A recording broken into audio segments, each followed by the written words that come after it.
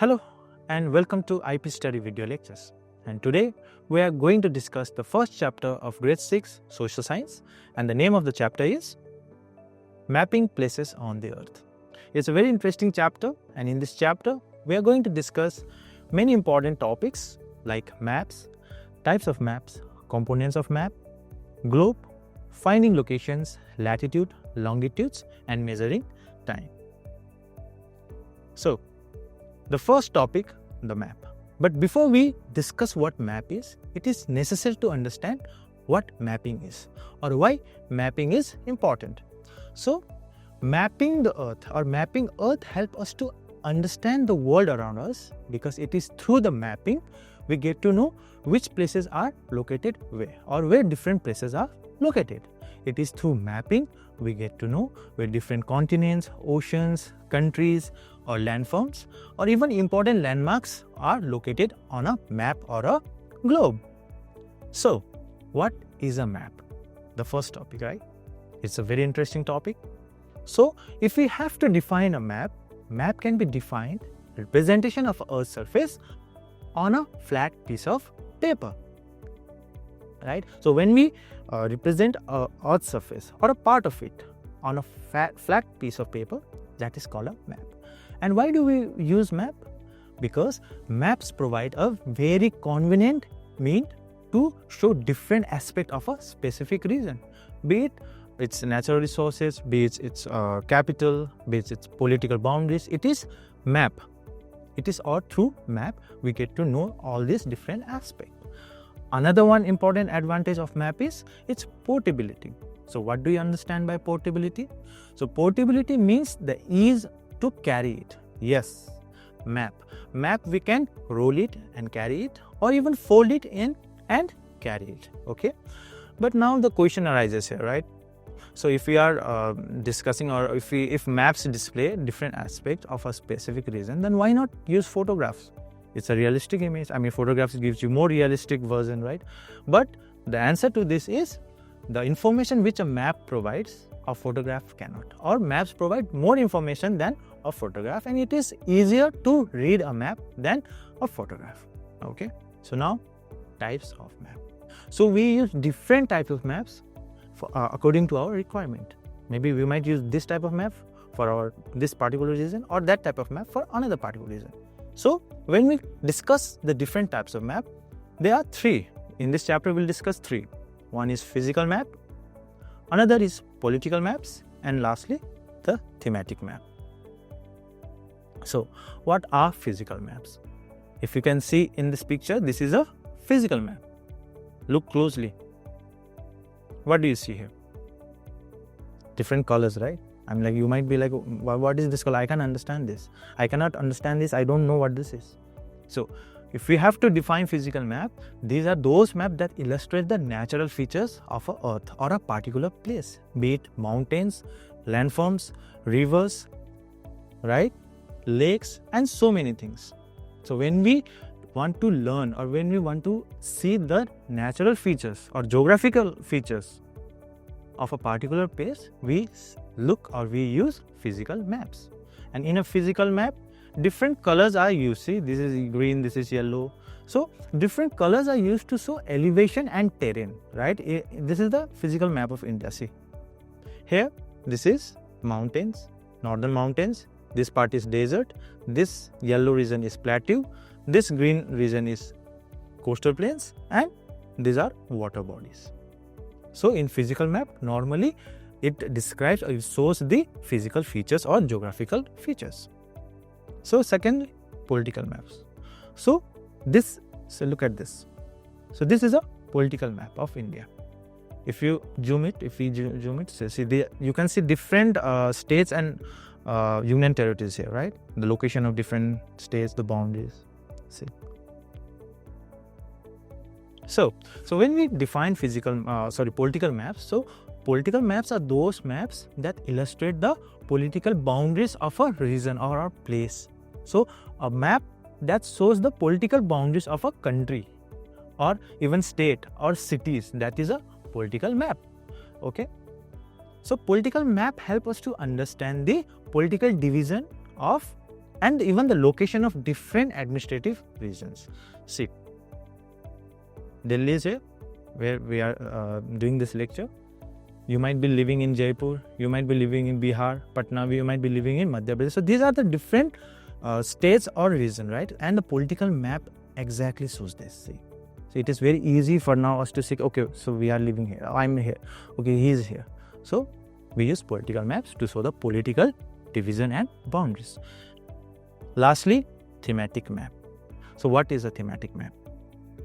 Let's have a look at this image. India Railways. So this map, it portrays or it illustrates the railway tracks or the railway lines or connectivity, right? Say from Delhi, Agra, Lucknow, so on.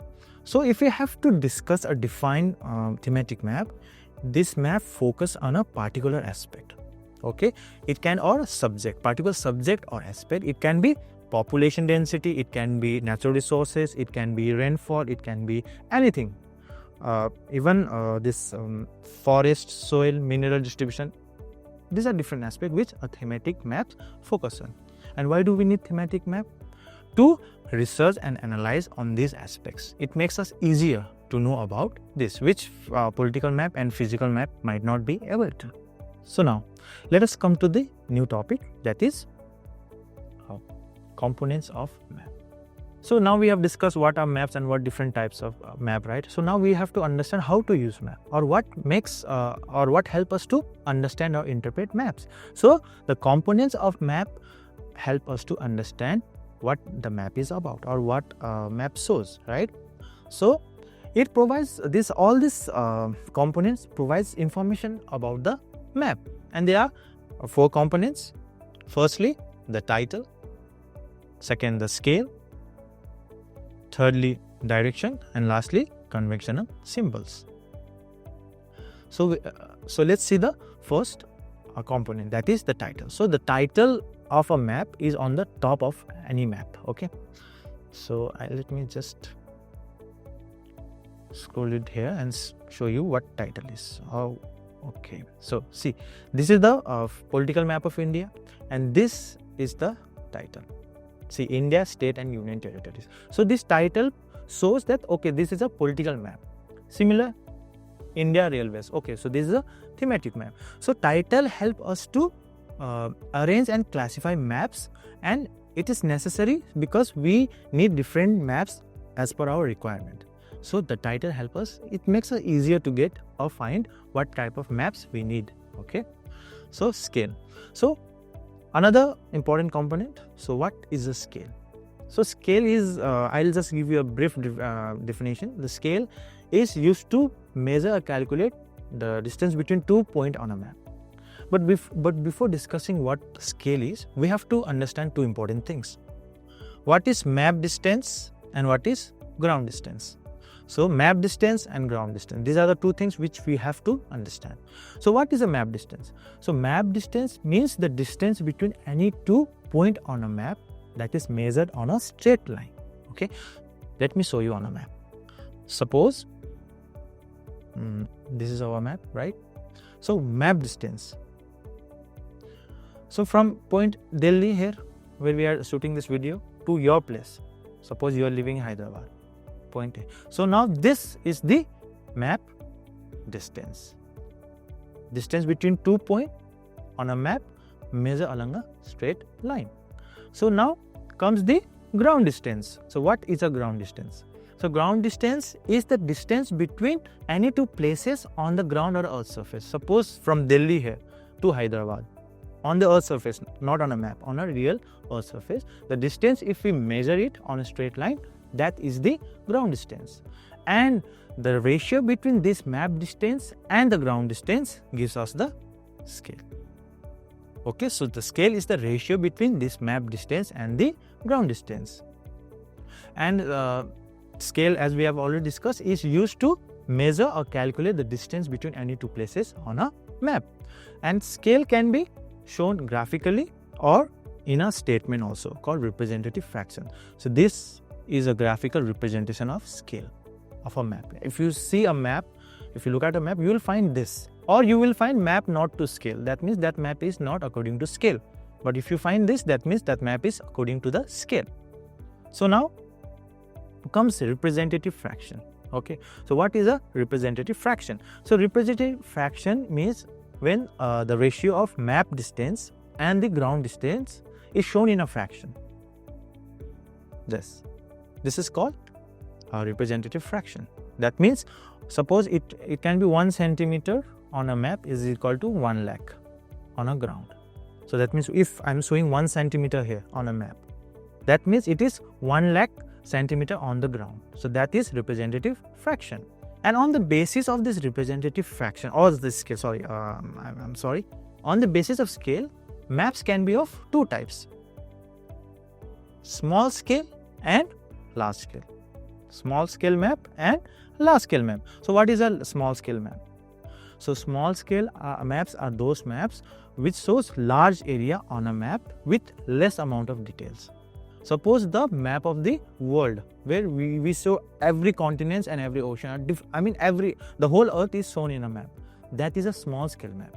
In that map, we won't be able to find minute details. We can see continents and maximum countries, but we won't be able to find your city, where you are living, your village, right? So that map is a small scale map because it shows a very large area. For example, small scale map, 1 centimeter is 5,000 kilometer. 1 centimeter shows 5,000 kilometer on the ground. That is small scale map. On the other hand, large scale map. When a small area is shown on a map, more details can be shown or provided, right? Suppose the map of your district or the map of Dwarka, where this shooting is happening. So when we look at the Dwarka, we might be able to say, okay, there is a post office, okay, there is a police station, okay, there is a metro station. Means better or more details can be seen. So large scale maps shows a small area in and provides greater details. Okay, and it can be 1 centimeter on a map is 1 kilometer on the ground. That means this much on a map is 1 kilometer just on the ground or Earth's surface. So we can say that the small scale map is just opposite. Okay, in small scale map, large area is shown, and in large scale map, a small area is shown. So now let's come to the third component, that is direction. So direction is another main component of a map. I think we know this, right? I think everyone knows that there are 4 directions or cardinal points. So these are the 4 important cardinal points: north, south, east and west. So apart from these 4, there are another 4 intercardinal points: northeast, southeast, southwest and northwest. Okay, and direction is measured by the instrument mariner compass. Okay, so we also have a image of this. This is a mariner compass, and in the one thing is that in a mariner compass, it always points toward the north. So I think this image is inverted, but normally if I have to show you, suppose compass is like this, its magnetic needle will point towards the north. Okay, so the last component, that is conventional symbol. So these symbols are universally recognized. Okay, so conventional symbols are signs, shape, or objects used to represent a particular feature on a map. So we can use a mountain, we can use this to show mountain, or we can see this to show tree or forest. So these are all the shapes and objects which we use to show a particular feature on a map. And the question now comes, why are we using the symbols? We are using the symbols to make sure that the map which we are making can be easily interpreted by the person reading it. Okay, because it is a universal universally recognized, right? Because the language of the map can be different, but the symbols will remain the same. That means I can be able to read a map that has been made by a Chinese person, or a Chinese person can also read a map made by me. So, right? And another important thing why we use symbols is to make sure that our map does not look congested, right? Imagine you are making a map and you see there is a police station and a post office side by side. So you have to write police station and post office side by side. It looks very congested, but using symbols, it solves that problem. Our maps look clean and it can be easily interpreted, right? So we have learned about symbols, and now what is a legend? So now legend is like a key to the symbols. This is a legend. In every map you might see this, because these are see, if you look at here, these are the symbols used in a map. So legend is a small box where it shows what symbols is what. I mean, look at this. These are all the symbols. This means broad gauge. This means tank. This means grass or forest. So legend help us to understand that what that particular symbols mean in that map. So besides symbols, there are other elements we use that are abbreviations. Conventional abbreviations. So what are abbreviations? It's like short term, like police station. Instead of writing police station, we write PS. Or railway station, we write RS. Okay. So apart from abbreviation, we can also use different colors. So we use different colors or shades to show different features. Like we have already discussed in physical map. As I said, the water bodies are shown in a blue. So we use blue to show water bodies, like, and we can use green to show plain, or brown to use to show mountains or hills.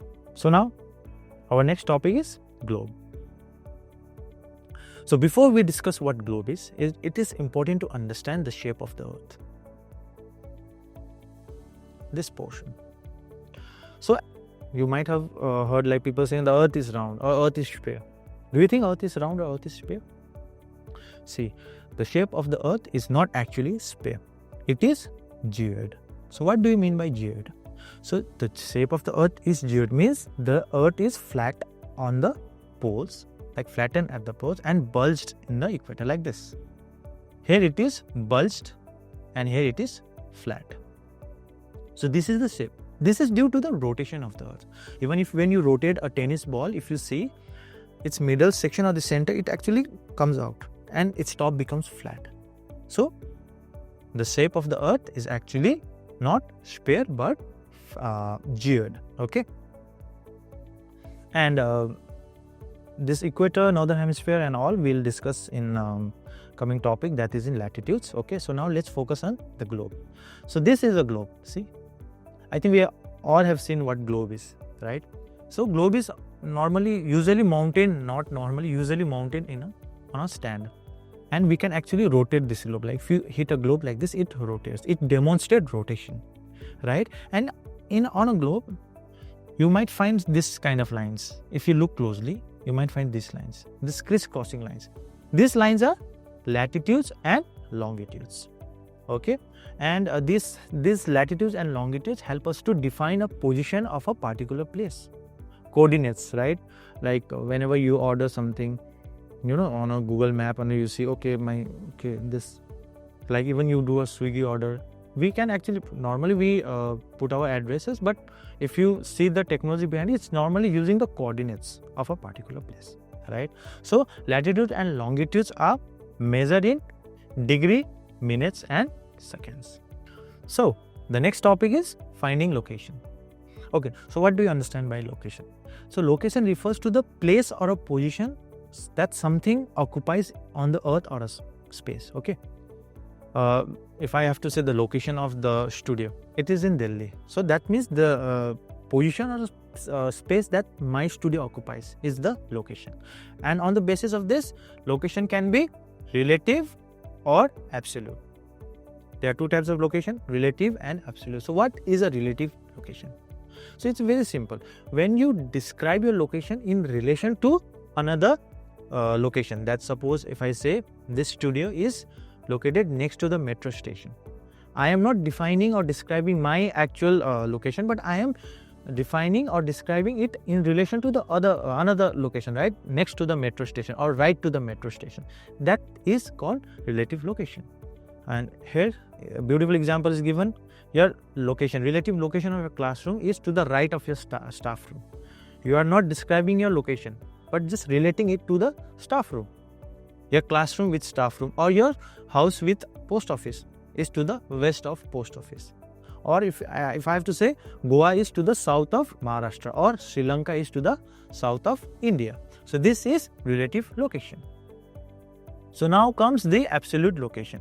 So what is absolute location? So absolute location refers to the definite and unique location of every place. Okay, absolute means unique and definite location. Every place has it, right?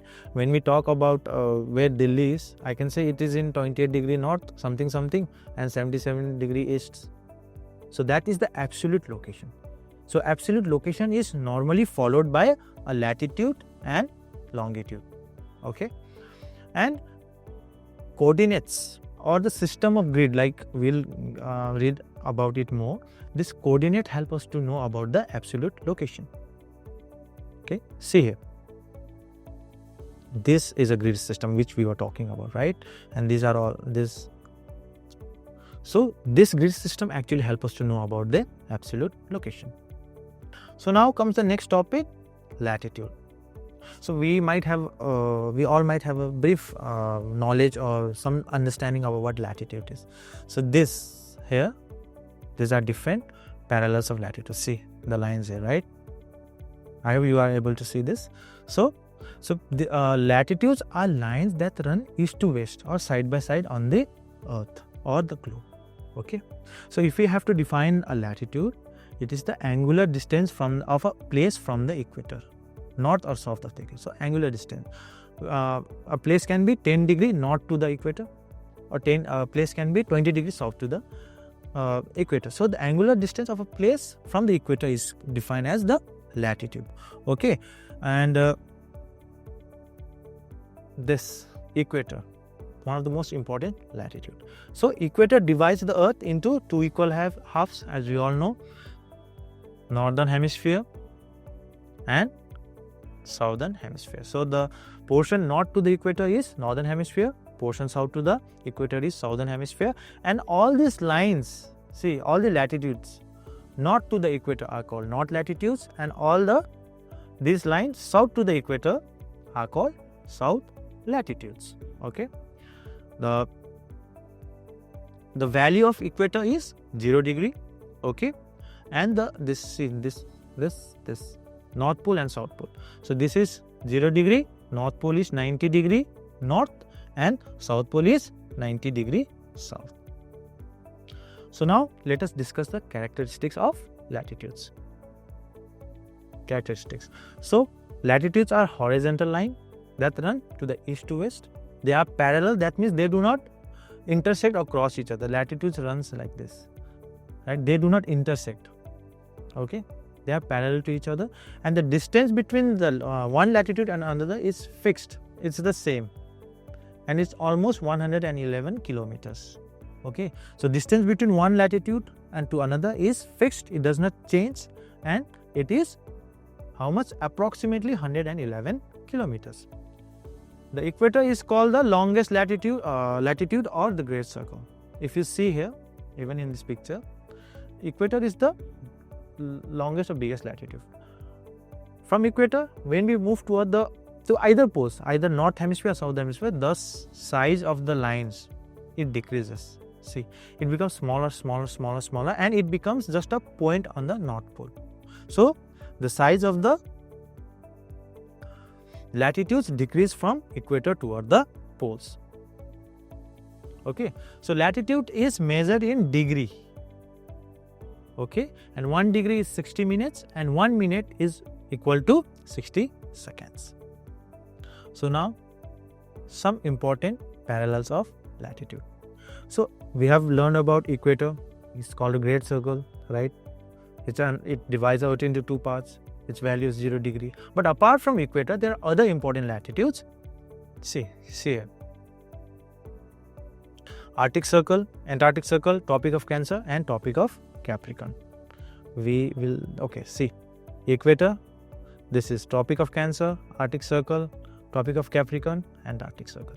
So these are another other important latitudes, North Pole, South Pole, right? So if you see Tropic of Cancer, that is in 23 degree half north, Tropic of Capricorn, 23 degree south. The distance between this point and this point from the equator is the same. So Tropic of Capricorn and Tropic of Cancer is at the equal distance from the equator. The only difference is Tropic of Cancer is in northern hemisphere, Tropic of Capricorn is in southern hemisphere, and same goes for Arctic circles also. 66 degree half north, 66 and half degree south, Antarctic circle. Same, only difference is one is located in northern, one is located in southern. So if we have to see like this, if I have to explain you like this, equator is at the center, Tropic of Cancer, Arctic circle, North Pole. Equator, Tropic of Capricorn, Antarctic circle and South Pole. So now comes the heat zones. So what are heat zones? So Earth is divided into different heat zones based on the sunlight or incoming solar radiation it receives. Okay, and it has and its relation it is connected to the latitudes also. Okay, because different latitudes or different location on the Earth receives different amount of sunlight. Okay, so firstly is that okay. So now there are three heat zones. Firstly, it is called the torrid zone. Second, temperate zone, and lastly the frigid zone. So if I have to show you this portion is torrid zone, this two here temperate zone, and this portion here is frigid zone. I hope you understood. So torrid zone, it extends between the two tropics, okay, the Tropic of Cancer and Tropic of Capricorn, and this is the hottest zone. Why? Because in this zone the ray of the sunlight is direct. Suppose this is Earth, okay, Earth, and this is Sun. So the ray of the sunlight is very direct here, and this is the torrid zone. So next zone is temperate zone. It lies between Tropic of Cancer to Arctic circle in the northern hemisphere and Tropic of Capricorn to Antarctic circle in the southern hemisphere.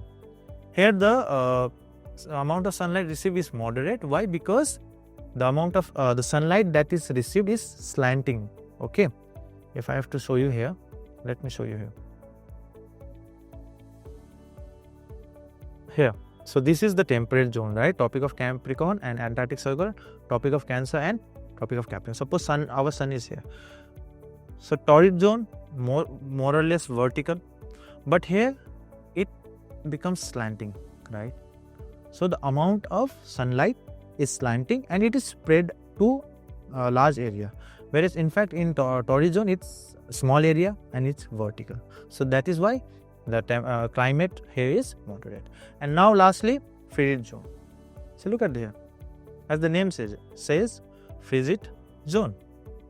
So frigid zone lies on both the hemisphere like the temperate zone, from Arctic circle to North Pole in northern hemisphere, and from Antarctic circle to South Pole in southern hemisphere lies the frigid zone. It is very cold, same reason, slanting rays, see, very much slanting, as such that this region remain frozen almost throughout the year.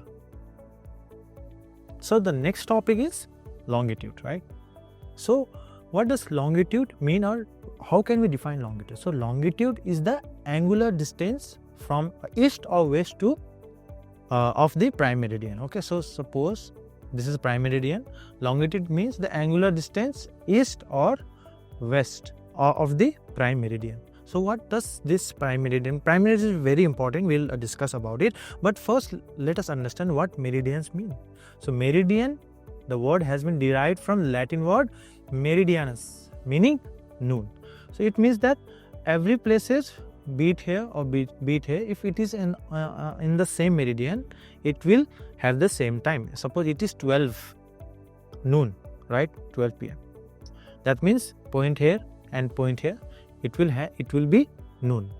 So this prime meridian, it passes through the British Royal Observatory in Greenwich, and it is very important because it is based on this respect, or relative to this the other meridians are measured or given the value. Okay, suppose this is 0 degree east, 1 degree east, 2 degree east like this, and to the west of it 1 degree, and some, see here it is given.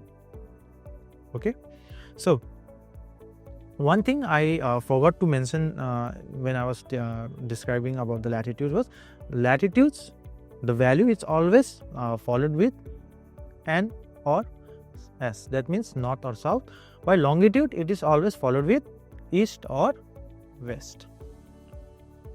Okay, so apart from prime meridian, we also have other important meridians of longitudes. These are 180 degree. So the value of prime meridian is 0 degree, and there is another one that is 180 degree, and it lies just opposite to 0 degree or prime meridian. See this. So if I have to say, I have to draw it here. If this is prime meridian, then this is 180 degree opposite, like this. Okay,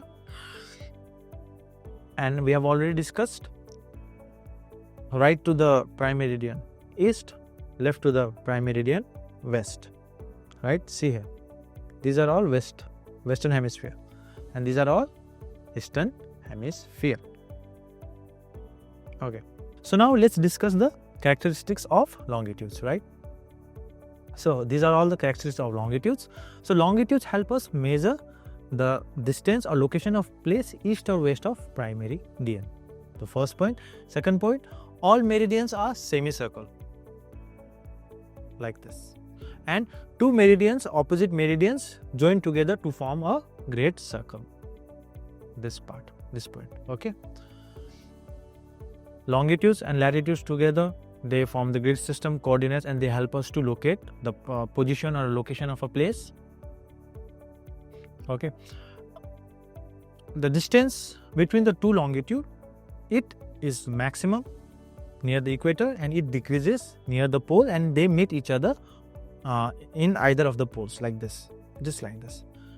Okay, and so let's now see the comparison between latitudes and longitudes. So what is the difference or similarity? Let's see. First,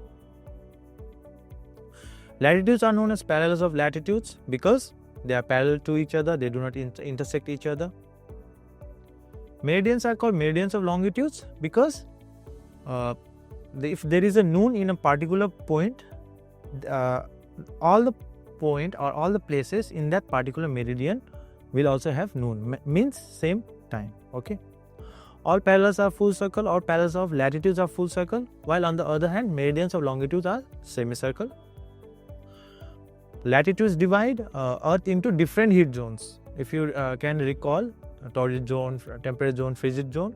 On the other hand, longitudes divide the world into different time zones.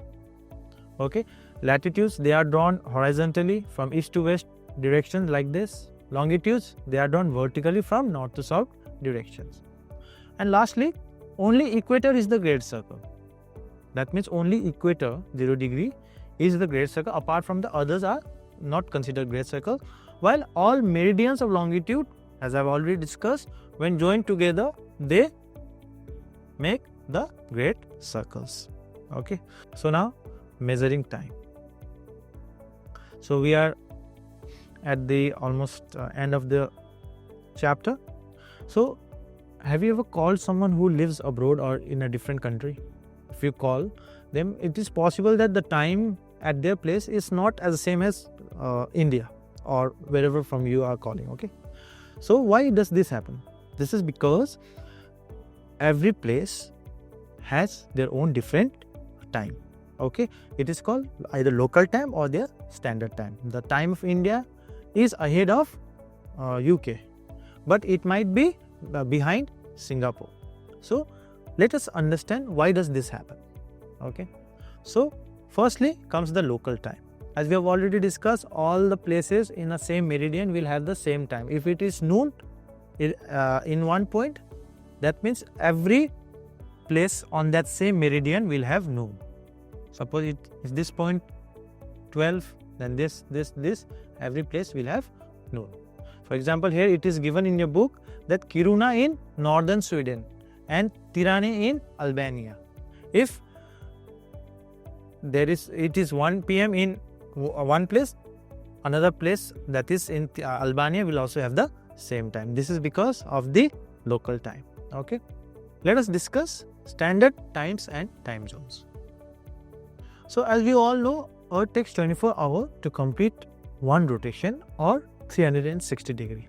Okay, so if we calculate or if we divide, so we get 15 degree per hour. That means in 1 hour Earth rotates 15 degree, and we, even if we zero it down, we'll get in 4 minutes 1 degree. That means Earth takes 4 minutes to rotate 1 degree. So that means the difference between, or the time difference between one longitude to another is 4 minutes. However, now the problem arises. Suppose if you are traveling, if you cross if you cross a degree, time can change. So it creates confusion. So to avoid this confusion or solve this confusion, Sir Sanford Fleming devised or designed a plan which is similar to the system which we use today. Okay, so now 360 degree divided by 24, we get 15. That means every hour 15 degree rotates, and in 1 degree or in 4 minutes 1 degree Earth rotates. So keeping this in mind, Indian Standard Time. So 82.5 degree east is taken as Indian Standard Time. Okay, that means here it is shown, it passes through Mirzapur, and this is taken as the standard time of India, and it is 5.5 hours ahead of Greenwich Mean Time, which is the International Standard Time. The prime meridian, right? We have learned about it. It is 5.5 hours ahead of Greenwich Mean Time. However, it is not necessary that a country should have only one time zone. Different big countries have different time zones, or many time zones. Like Russia has 8. It has 11 time zones, but 8 standard time zones. Similarly, China has 5 time zones, but only one single standard time zone, that is Beijing time. This portion, right? So with this, we have come to the last topic, that is international date line. So international date line. So this is the last topic of the chapter. So international date line is an imaginary line that runs north to south. See here. But the difference is, it is not a straight line, right? It runs approximately along the 180 degree. See, but it is not a line, but it is a zigzag line. See here. So why is this a zigzag line? It avoids to cut any landmass or a country, because it serves as a demarcation line for the calendar day. Okay, so that means, see, this is the extreme eastern hemisphere, this is the western hemisphere, if you look at here. So how does this international date line works? A person can be here, he can travel here. So when he travels or crosses this line from western hemisphere and comes to the eastern hemisphere, he loses a day. That means if it's Monday over there, when he crosses this line, it is Tuesday over here. Okay. On the same hand, if a person travels from this eastern hemisphere to this part, western hemisphere, he gains a day. That means if it is Tuesday here, it becomes Monday. Okay. So this is the international date line, and it runs approximately along the 180 degree. It is not in not a straight line. It runs in a zigzag manner. So now let's summarize whatever we have learned today. So this section, let's recall. Okay, so first point. So what is a map? Map is a representation of Earth's surface or a portion of it on a flat piece of paper, right? There are different components of map, right? These components is scale, cardinal direction, convectional symbols, right? What is a globe? Globe is a model of the Earth. And what are longitudes and latitudes? They help us to know time or the location of a place, right? Longitudes are used to calculate time between places, and lastly, international date line. It is an important longitude and it serves as the demarcation for calendar day. So with this, we end this chapter. Thank you.